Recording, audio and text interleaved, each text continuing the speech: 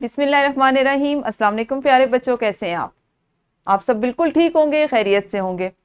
ہم پڑھیں گے ابھی اردو اور جماعت ہے ہماری سوم۔ سبق نمبر 12 پہ آج ہم بات کرنے جا رہے ہیں۔ آپ کی درسی کتاب کا 12واں سبق ہے پاکستان کی سیر۔ ہم نے سبق کو آنے والے کتنے دنوں میں پڑھنا ہے، کیا ہماری تقسیم ہوگی، اس پہ ہم بات کریں گے۔ سبق نمبر 12.1 اسم نکرہ اور اسم معرفہ کی پہچان کر سکیں۔ سبق نمبر 12.2 مرکب جملے روانی سے پڑھ سکیں۔ پڑھنے کی سرگرمی آپ کریں گے اور اس کے ساتھ ہی ساتھ T V, mobile phone, computer وغیرہ پر مختصر عبارت سمجھ کر پڑھ سکیں۔ جیسے ٹی وی پر آ رہی ہوتی ہے نا، چھوٹے چھوٹے سے اشتہارات آ رہے ہوتے ہیں، نیچے لکھی ہوئی پٹیاں آ رہی ہوتی ہیں، ان کو پڑھ سکیں۔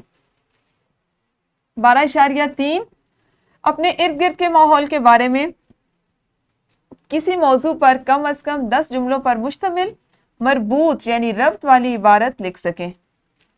سبق نمبر 12.4 سبق جس میں نظم و نثر کچھ بھی شامل ہو سکتا ہے، اس کو پڑھ کر اس کے متن سے متعلق سوالات کے جوابات لکھ سکیں۔